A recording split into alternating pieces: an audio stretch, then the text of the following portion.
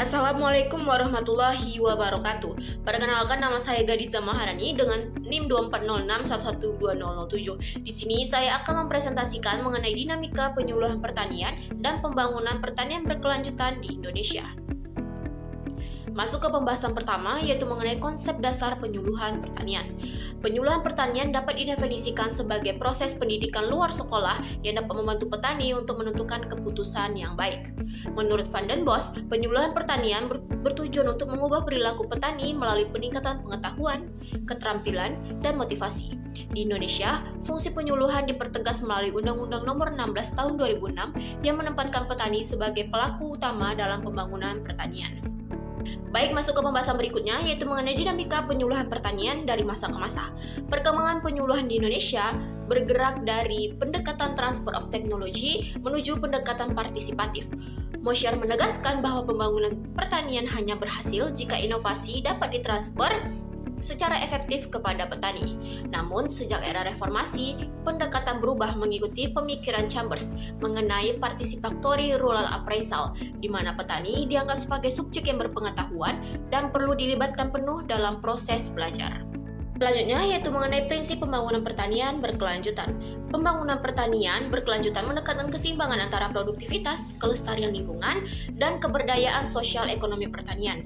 Menurut FAO, keberlanjutan tercapai ketika sistem pertanian mampu memenuhi kebutuhan masa kini tanpa mengurangi kemampuan generasi mendatang. Di Indonesia, prinsip ini diintegrasikan dalam kebijakan seperti pengolahan sumber daya berbasis konservasi dan Good Agriculture Practices atau GAP.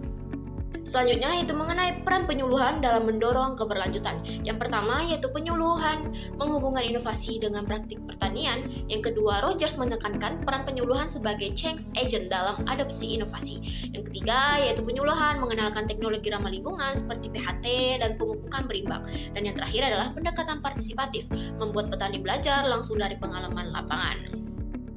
Masuk ke pembahasan berikutnya, yaitu mengenai tantangan aktual penyuluhan pertanian. Yang pertama, yaitu perubahan iklim meningkatkan ketidakpastian produksi sehingga penyuluhan harus lebih adaptif. Yang kedua, yaitu keterbatasan jumlah dan kapasitas penyuluh membuat pendampingan ke petani kurang optimal.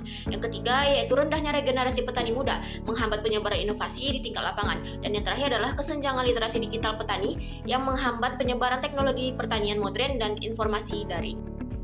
Salah satu contoh kasusnya yaitu SLPHT di Jawa Tengah. Penerapan sekolah lapangan pengendalian hama terpadu merupakan contoh konkret keberhasilan penyuluhan berbasis partisipatif.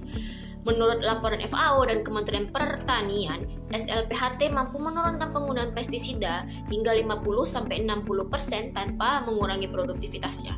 Di Kabupaten Klaten, petani belajar mengamati musuh alami, ambang kendali, dan ekosistem sawah, sehingga keputusan pengendalian hama selalu rasional dan ramah lingkungan. Masuk ke contoh kasus berikutnya, yaitu mengenai pertanian organik di Bali. Perkembangan organik di Bali di Desa Planga dipengaruhi oleh pendampingan penyuluhan melalui pendekatan Farmer Field School. Studi Stanto menunjukkan bahwa peningkatan kesadaran ekologi dan pemanfaatan pupuk organik dapat meningkatkan kualitas tanah dan nilai jual produk. Desa Plaga kemudian berkembang menjadi sentral sayuran organik yang memasuk hotel dan restoran, sekaligus memperlihatkan keberhasilan penyuluhan dalam mendorong sistem pertanian berkelanjutan. Nah, kesimpulan dari pembahasan saya yaitu dinamika penyuluhan pertanian di Indonesia harus terus berkembang mengikuti perubahan sosial, teknologi, dan kebutuhan petani. Pergeseran dari pendekatan top-down menuju pendekatan partisipatif menunjukkan bahwa pembangunan pertanian menempatkan petani sebagai pengambil keputusan utama, sejalan dengan pemikiran Chambers dan Van den Bos. Dalam konteks pembangunan pertanian berkelanjutan, penyuluh menjadi instrumen penting untuk mengintegrasikan inovasi ramah lingkungan, meningkatkan kapasitas petani, dan memastikan keberlanjutan ekologi, ekonomi, serta sosial sebagaimana ditegaskan John Wow dan FAO.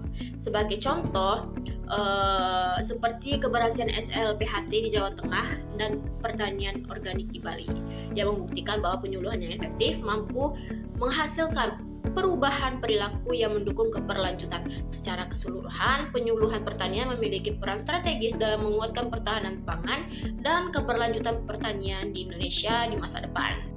Sekian yang bisa saya sampaikan. Jika ada salah kata, saya mohon maaf. Saya akhiri. Wassalam. Bye-bye.